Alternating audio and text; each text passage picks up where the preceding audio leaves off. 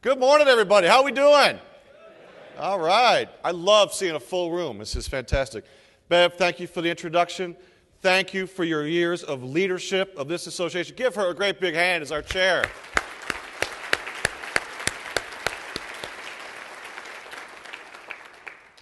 And weren't Secretary Fox's remarks incredible? It is so great to see him, to be able to know these numbers, to internalize it, to be so just in tune with what it is we do. We have a great champion in him, and it is so wonderful to have him up there in Washington, D.C. and pulling for us each and every day. And we're very grateful to him and grateful to all of our partners at the federal government. They are here. They are partners with us. They are helping us to make this stuff happen. It takes a community to make good transportation and make great cities globally competitive. And certainly we appreciate all the hard work of the DOT, the FTA, FRA, and others. Before I talk about what's going on in APTA and what's going on in Washington, D.C., I want to talk a little bit about some of the things here at Revolution. I'm so honored to be here on the board at Revolution, and we think about the name. How apt is that? There is no question there is a revolution going on in public transportation. We're going to show you some of that real data you can bring back to your communities to help truly sell that message. Last year, 4.8 billion trips were taken on rail in this country. An amazing statistic. I have to look back. Let's look back to where it all started. The first transit were horse-drawn streetcars back in the 1820s. Interestingly, vehicle emissions were a challenge back then too. That's settling. Yeah, it's that kind of speech. Later in the 19th century, certainly electric streetcars, they dominated the landscape. You know, by 1895, there were 900 traction companies in this country. 900 different agencies. It's incredible. The rapid expansion of suburbs and highways in the 50s, auto use grew, and as we know, rail ridership declined. Right here in Minneapolis-St. Paul area, it's a perfect example. They had a thriving streetcar and interurban system, and it was all gone by the 50s. By the 60s, cities had lost most of the interurban railways, and for decades, it seemed like these were things that we'd only learn in the history books, and I remember reading about them in transportation school and college and thought I'd never see them again. But then slowly but surely, there was a comeback. The resurgence started in 1981 in San Diego. Since then, more than 30 systems have been built. Today, there are 38 light rail systems when you include the 8 legacy systems that soldiered on from the early days. Right here, the Blue Line started up in 2004. It was a full 50 years after the light rail had left this community under the old Twin Cities line. Last year alone, 4 new light rail systems or extensions have opened. The S line in Utah, the Orange line in Dallas going to DFW, the Metro Rail Red line in Houston, and the Green line right here in Minneapolis-St. Paul. We got to ride while we've been here. It was a very smooth ride. Wasn't it a great ride, the Green line? Fantastic. Give them a hand. It's so cool. But thanks to the investments in our communities, from the federal government and our partners, there are 16 lines or extensions currently under construction. See what I mean about a revolution? It is happening, ladies and gentlemen. And it's not just in light rail.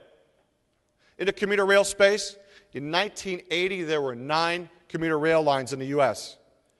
Today, there are more than 25 that are up and running, including Sunrail in Orlando, which opened this year, and there are 6 more extensions or completely new lines in the federal pipeline. Heavy rail is also being revitalized. It's an enormous network that's being brought up to a state of good repair. It's taking a major investment to do that. Just think, we are celebrating this year the 110th anniversary of the New York City subway system. It's a testament to the public transit industry's commitment to continuously bring our systems into a state of good repair. And we continue to grow our heavy rail subway systems. In my town where I live, Washington, D.C., we opened the Silver Line. It's going to continue on its way out to Dulles over the next few years. And there's more construction underway, including BART's extension out to San Jose. There are actually 3 extensions under construction right now. And it was so exciting to hear the Secretary talk about the Tiger grants. to see investment in innovative and exciting projects across the country. It is truly a great program the DOT does. And it's not just in rail, ladies and gentlemen, and we know that. We saw some sessions here during this conference. There are, in fact, more than 15 bus rapid transit systems that have opened in the past 2 years alone, everywhere from Denver to Jacksonville to El Paso. And more than $4 billion worth of high-performance intercity passenger rail projects have been invested, and there's construction going on in 34 different states for high-performance rail. And this begs the question, why? Why all this development? Why is transit booming? I believe there are two factors that are responsible for this. The first is that people are seeing rail and other modes of transit as catalysts for economic development in our communities. And we've had some tremendous examples of that. As GB was saying in his speech the other day, we used to just have drawings and cartoons, and now we have real projects out there.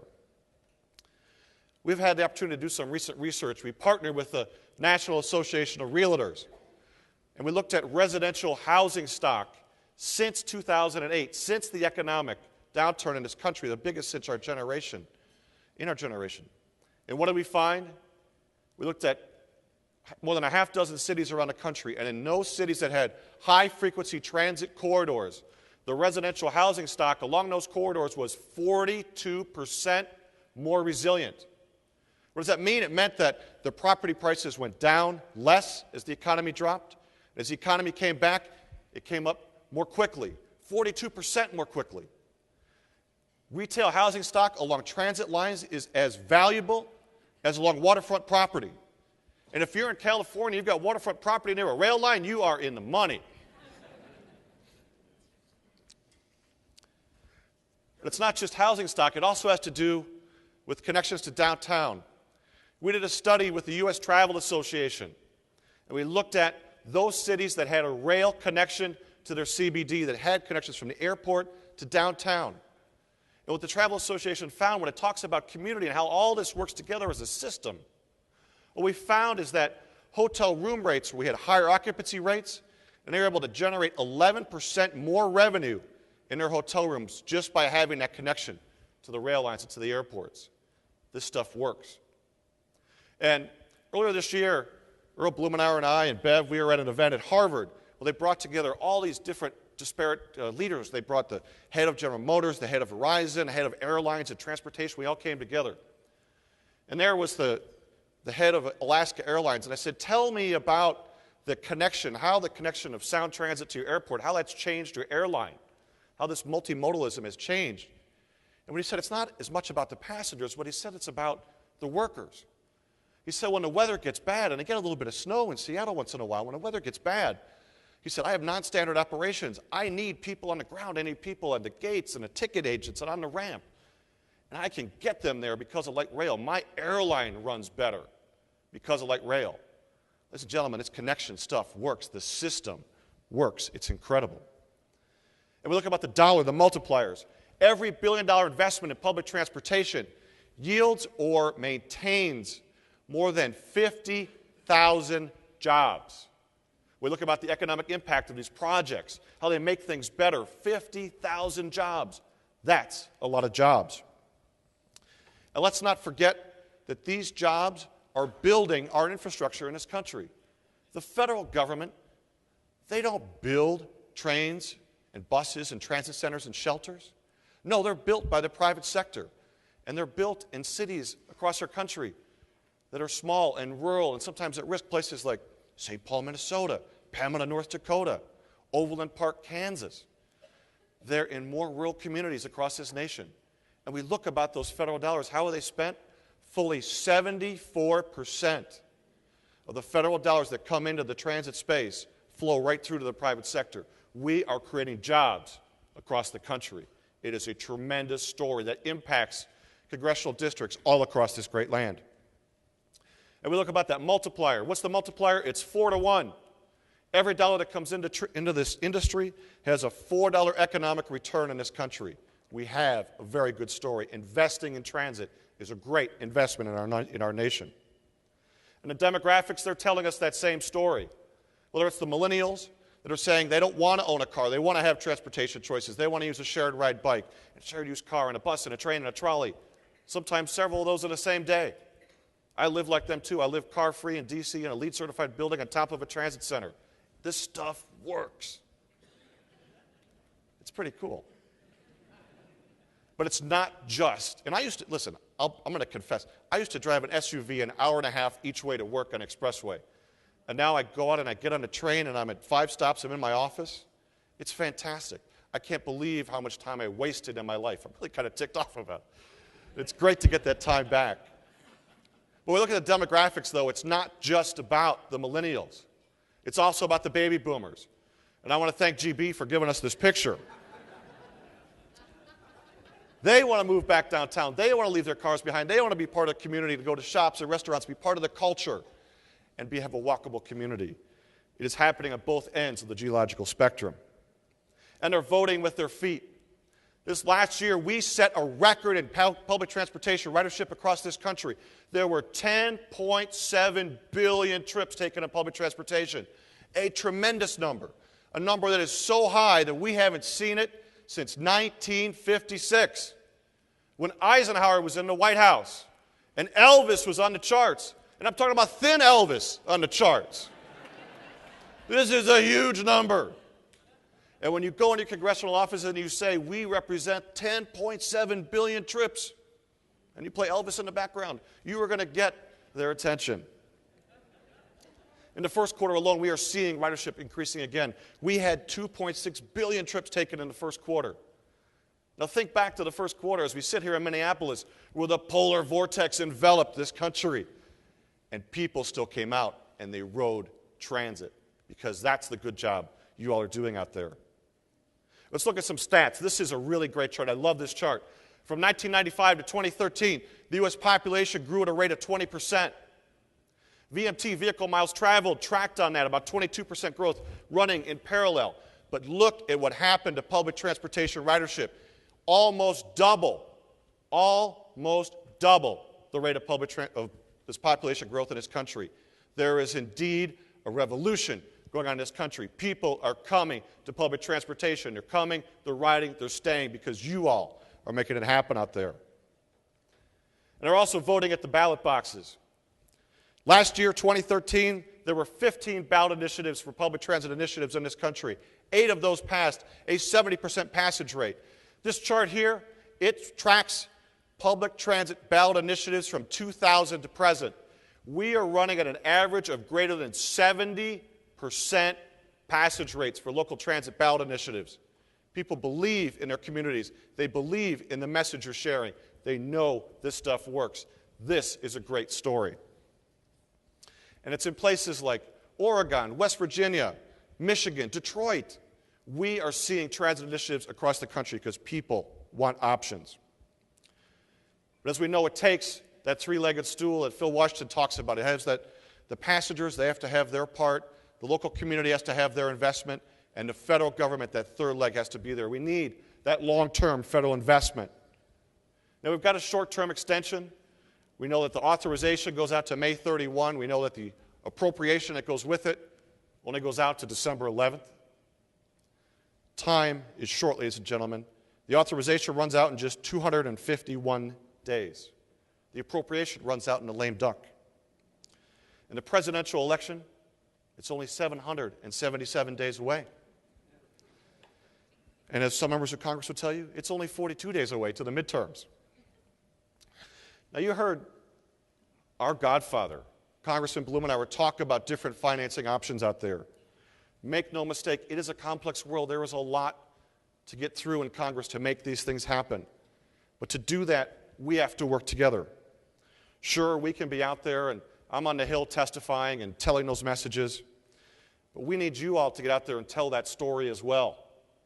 So we want to help you with that. We have posted a video on our website that teaches you how to do a congressional visit. It's a little 3 to 5 minute video.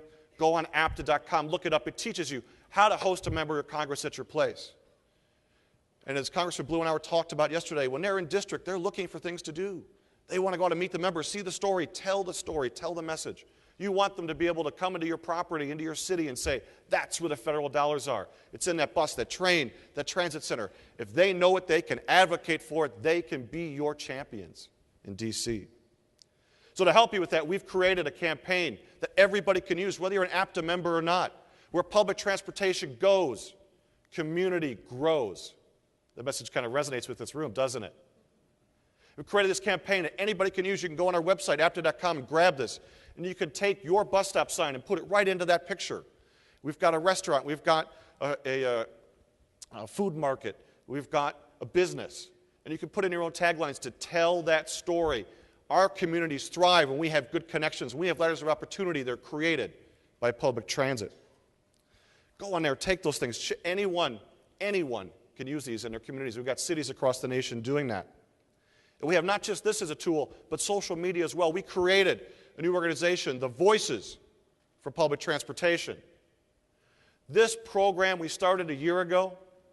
We have brought on board more than 80,000 advocates across this nation. We talked about 10.7 billion rides on transit. It's those riders. These are people that haven't just said, I like transit, because of course we all do. They've said, I want to be an advocate. I will go out and tell that story for you. 80,000 of them signed up for this. When we asked them as we were heading toward the cliff, toward the end of Map 21, we were going to run out of money and shut down transit, we reached out to them. We said, please send a message to Congress about how important it is to properly fund a long-term bill. The Voices of Public Transportation Advocates sent in to Washington, D.C., 22,000 letters to all 535 congressional offices. This stuff works. Sign up, publictransportation.org. Come back to your communities. Tell that message. Sign up. Be part of this movement. We have to mobilize our communities, our riders. We have to make this stuff happen. The final piece of that is NAPTA, which is the National Alliance for Public Transportation Advocates. We had a meeting here after lunch yesterday. Some of you were there. We appreciate your participation. And what this is, this group represents the grassroots organizations. It helps them understand best practices and programs that are working across the nation. And APTA is a participant in it. We don't just say it's a good idea, we step up with dollars. We just announced $80,000 in grants to grassroots advocacy organizations across the nation. You all are making this stuff happen, and we are proud to be part of it. So as we look to some opportunities to gather again in the future, I encourage you to look at passenger transport to get the latest updates of what's going on in the industry.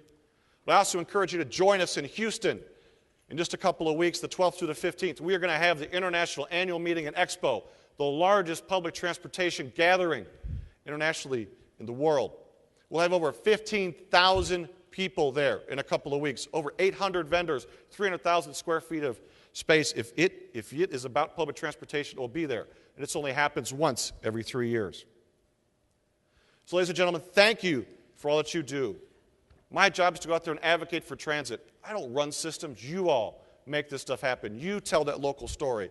I can bring a national story to the Hill, but you all bring that local context. You make it matter. You make it personal. Thank you for what you do. Thank you for your efforts. Have a great time here at Revolution.